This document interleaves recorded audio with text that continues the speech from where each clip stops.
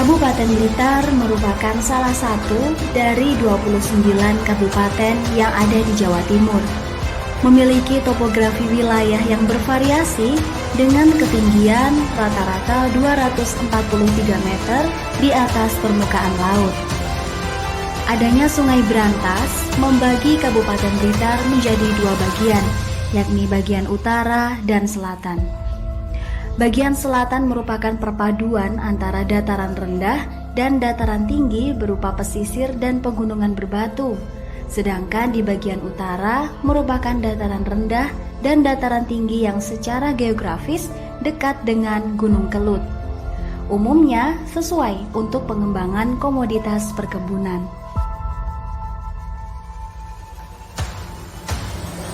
Perkebunan di wilayah Blitar yang tersebar di sekitar kaki Gunung Kelut merupakan warisan kolonial zaman Hindia Belanda, di mana banyaknya pihak yang berkepentingan berpotensi memicu konflik sehingga Kementerian ATR atau BPN berupaya melakukan penataan sumber agraria di Kabupaten Blitar.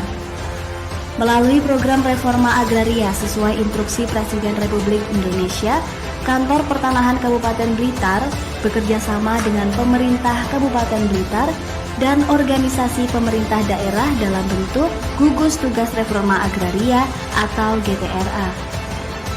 GTRA sendiri bertujuan untuk mewujudkan kesejahteraan dan kemakmuran masyarakat dengan sinergitas seluruh elemen dalam rangka optimalisasi sumber-sumber agraria, baik aset maupun aksesnya.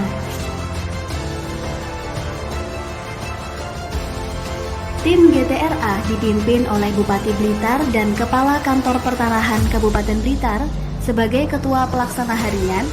Pada tahun 2021 lalu, kegiatan GTRA Kabupaten Blitar dilaksanakan di Desa Modangan, Kecamatan Legok, dan Desa Soso, Kecamatan Gandusari, yang berfokus pada penataan aset melalui program redistribusi tanah. Masyarakat Desa Modangan dan Desa Soso telah melewati masa-masa sulit akibat adanya konflik yang terjadi sebab pemukiman dan lahan garapan masyarakat bersinggungan langsung dengan perkebunan. Sebagian besar dari mereka merupakan petani dan hidup bergantung pada lahan yang bisa saja dirampas sewaktu-waktu.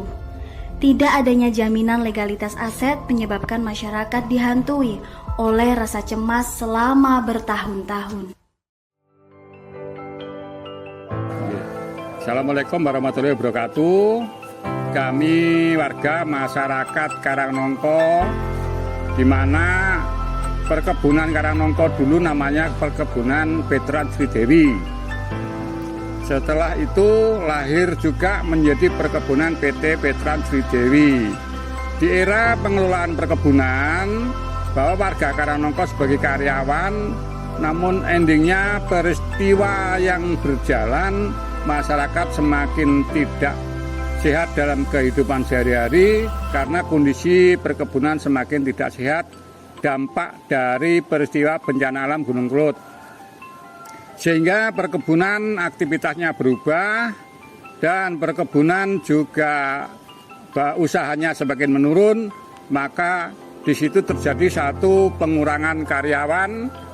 Akhirnya dengan riwayat itu, karena karyawan dulu ada sejarah memiliki sebuah riwayat tanah garapan, sehingga era reformasi warga mengendaki tanah garapannya kembali untuk digarap sendiri-sendiri.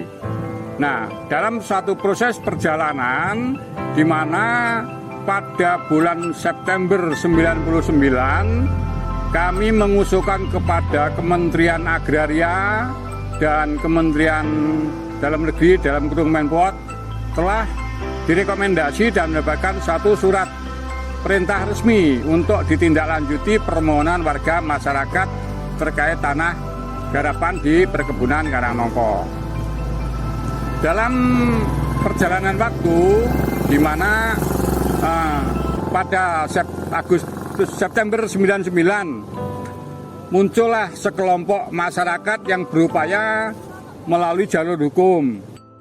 Pada tahun 2019, para tokoh-tokoh penggugat yang sudah merasakan bahwa apa yang dilalui itu buntu, bergabunglah menjadi satu dan menghasilkan sebuah komitmen kesepakatan untuk memohon redis bersama-sama.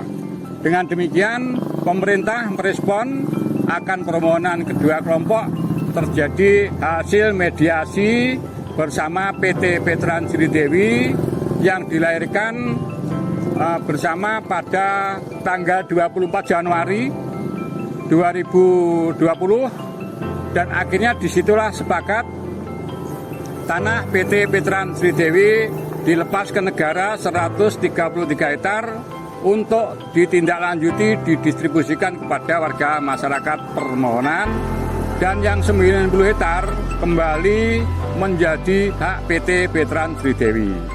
Nah, dengan demikian alhamdulillah upaya-upaya yang makan waktu 22 tahun ini akhirnya pemerintah memberikan suatu anugerah dan menjadikan program pemerintah sehingga untuk Karangnongko menjadi target redis yang sudah disepakati oleh kementerian. Dengan demikian, dengan menghasilkan itu maka berjalanlah redis tanah Karangnongko dan lahirlah sebuah status tanah yang dimiliki yang diharapkan warga masyarakat dalam bentuk surat hak milik ataupun sertifikat diberikan pada warga masyarakat oleh Bupati Blitar yaitu Ibu Rini Sarifah di Pendopo Kabupaten Blitar. Itu kiranya saran dan apa yang kami uraikan, kurang lebihnya semoga bermanfaat dan dapat digunakan ajuan lebih lanjut untuk kepentingan jalannya redis pada wilayah yang lain. Demikian, terima kasih. Wassalamualaikum warahmatullahi wabarakatuh.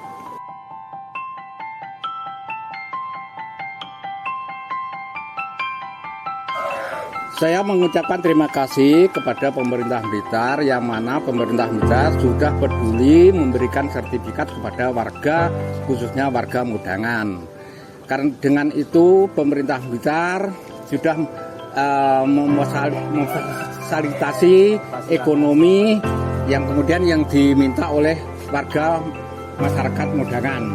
Karena sudah terbantu oleh masyarakat Mudangan ini dari pemerintah Blitar yang mana sudah memberikan sertifikat ekonomi dan yang lancar. Terima kasih kepada pemerintah Blitar.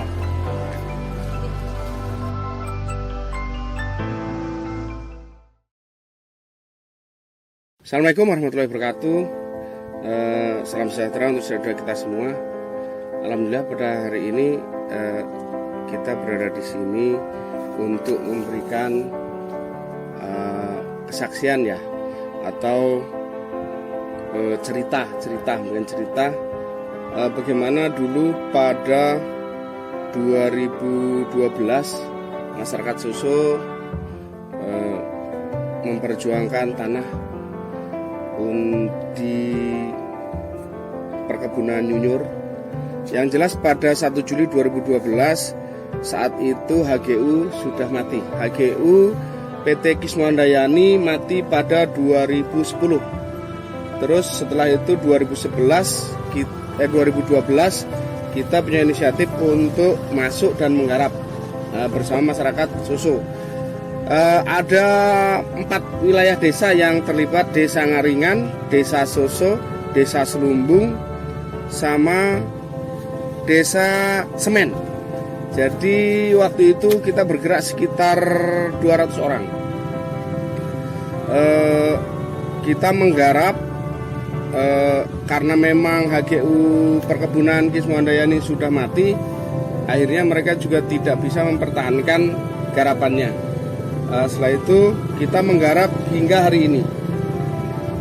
Ada banyak hal yang terjadi mulai 2012 sampai 2021. Tadinya kami satu kelompok pada 2012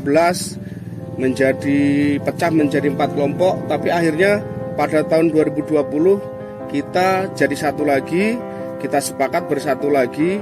2021 kita sepakat dengan pemerintah untuk menjalankan Perpres 20% untuk masyarakat, minimal 20% untuk masyarakat. Terus kita sepakat akhirnya kita masyarakat Soso dan sekitarnya, dan 4 desa yang saya sebutkan tadi, sepakat menerima redis 83,85. Di sekitar deal, prosesnya sampai sekarang sudah sampai pengukuran BPN.